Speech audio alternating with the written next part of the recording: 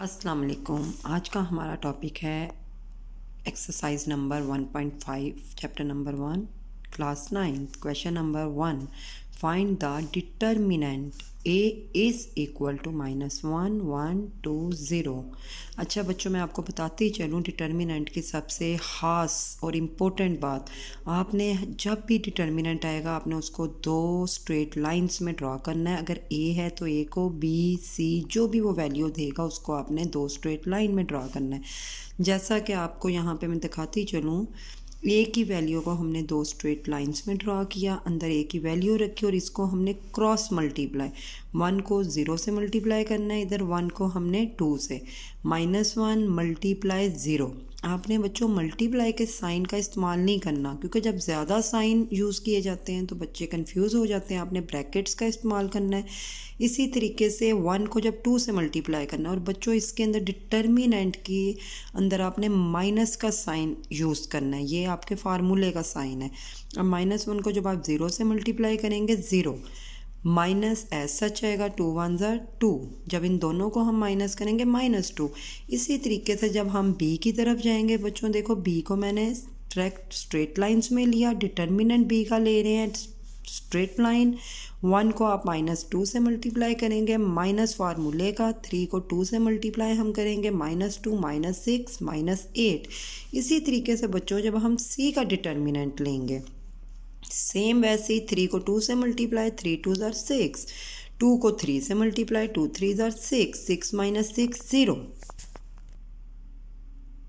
बच्चों उनकी exercise number 1.5 में क्वेश्चन नंबर 2 की डिमांड है सिंगुलर और नॉन सिंगुलर।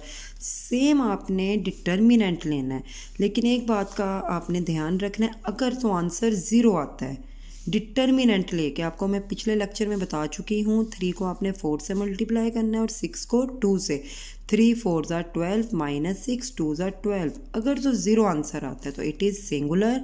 अगर 0 नहीं आता, जैसा कि बी के आंसर में 0 नहीं आया, तो इट इज़ नॉन सिंगुलर। जैसे ही आपने डी की वैल्यू का किया, 5 को 4 से हमने मल्टीप्लाई किया, 20 माइनस फार्मूले का है, माइनस माइनस प्लस, 10 2 20। बच्चों मैं आपको एक चीज़ बताती जाऊँ, आपने एक चीज़ का ध्यान रखना है कि आपने बच्चों बिल्कुल भी अपने माइंड का यूज़ नहीं करना, अपने कैलकुलेटर का इस्तेमाल करना है। जैसे देखें यहाँ पर मैंने माइनस माइनस प्लस डायरेक्ट डाल दिया था, जबकि इधर माइनस वैल्यू आनी थी। 20 में से हमने जब 20 निकाला 0, तो ये भी हो गया इट इज़ सिंगुलर। ऐसे ही उन्होंने आपको क्वेश्चन नंबर 3 डिमांड क्या कर रहा है, मल्टीप्लिकेटिव इनवर्स। बच्चों अगर आपके पॉइंट्स क्लियर होंगे तो मेरा नहीं ख्याल कि आपको मैथ करने में कोई दुश्वारी पेश आएगी। अब देखें इनवर्स किसको कहा जाता है, ये आपको a के ऊपर -1 नज़र आ रहा है, और -1 मीन इनवर्स। इनवर्स का खुद का एक अपना फार्मूला है, 1 डिवाइडेड बाय a डिटर्मिनेंट।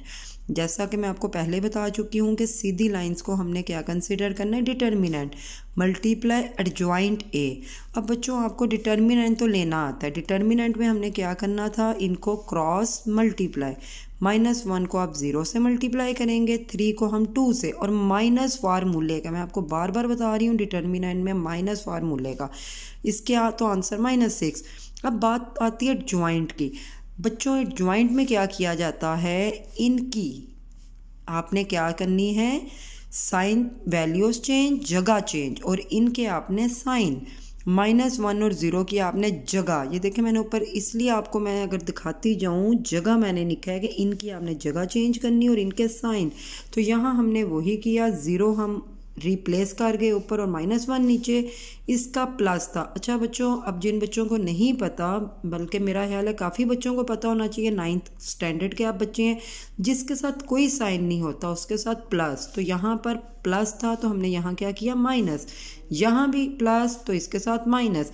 जैसे ही बच्चों आपका डिटर्मिनेंट भी निकल आया, आपका एडजॉइंट भी निकला है, अब हम नेक्स्ट स्टेप क्या करेंगे, अपने इनवर्स की तरफ जाएंगे, जो हमारा बेसिक फार्मूला था, 1 डिवाइडेड बाय डिटर्मिनेंट की आप वैल्यू डालेंगे, एडजॉइंट की वैल्यू डालेंगे।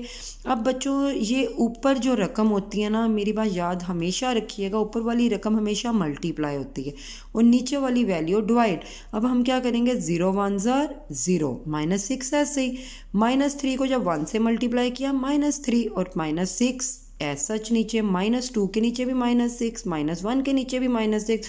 अब बच्चों मैं आपको बार बार बता रही हूँ, आपने कैलकुलेटर का इस्तेमाल करना है। आपने कैलकुलेटर पे लिखना है 0 डिवाइडेड -6, तो आंसर आएगा 0। जब यहाँ तो मैं आपको कटिंग भी मैंने आपको करके दिखाई, लेकिन आप कैलकुलेटर का यूज़ करें। आप कैलकुलेटर पर -2 डिवाइडेड बाय -6 लिखेंगे तो 1/3। इसी तरीके से -3 डिवाइडेड बाय -6 तो आंसर आ जाएगा 1/2। -1 डिवाइडेड बाय -6 तो आंसर आएगा 1/6, क्योंकि माइनस से कैंसिल हो जाएगा। यहाँ पर बच्चों अब वो b की वैल्यू दे रहा है, और मैं उम्मीद करती हूँ कि आपको a अगर निकालना आ गया तो b तो ऑटोमेटिकली आएगा। देखें उसकी फिर डिमांड इनवर्स है। आपने जस्ट फार्मूले अप्लाई करना है। 1 divided bye b determinant joint b। अब डिटर्मिनेंट के तो हम बहुत ज़्यादा सवाल कर चुके हैं। क्रॉस आप मल्टीप्लाई करेंगे, स्ट्रेट लाइंस में पुट करेंगे। जैसे ही आप मल्टीप्लाई करेंगे डिटर्मिनेंट में अंदर माइनस का साइन नहीं आपने भूलना। इनको आप कैलकुलेट पे जब करेंगे तो आपका डायरेक्ट आंसर आएगा।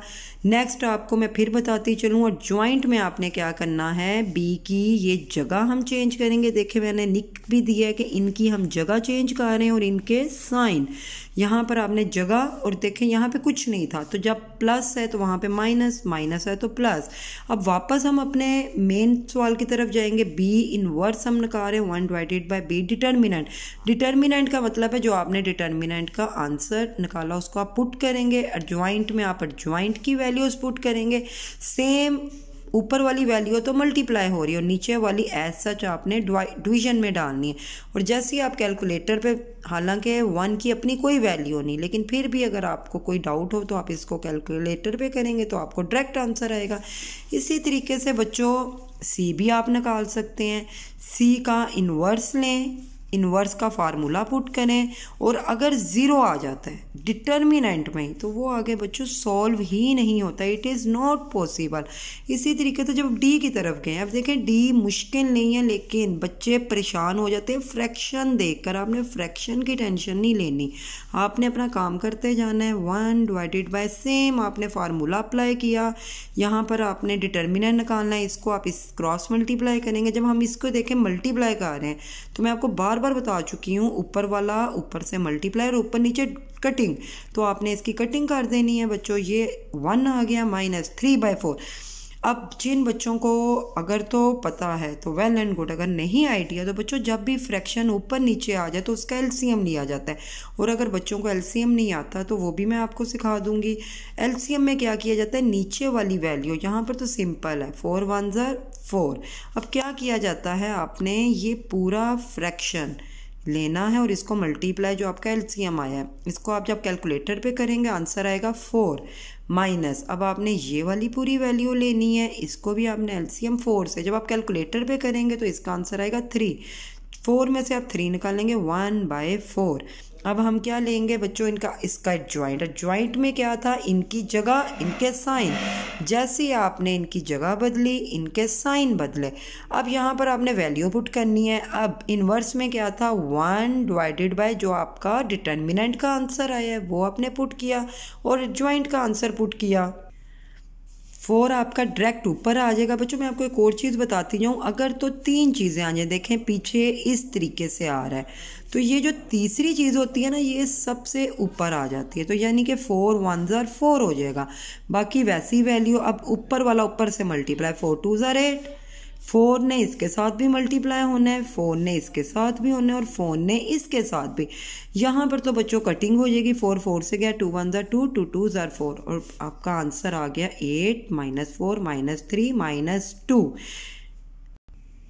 अगर तो बच्चों आपको समझ आई है और हमारे पढ़ाने का तरीका आपको समझ आ रहा है तो आपसे रिक्वेस्ट है कि आप इसको लाइक करें, सब्सक्राइब करें, और हमें मौका दें कि हम ऐसे ही आपकी खिदमत में हाज़िर होते रहें। अपना ख्याल रखें, रब रखा, अल्लाह हाफिज़।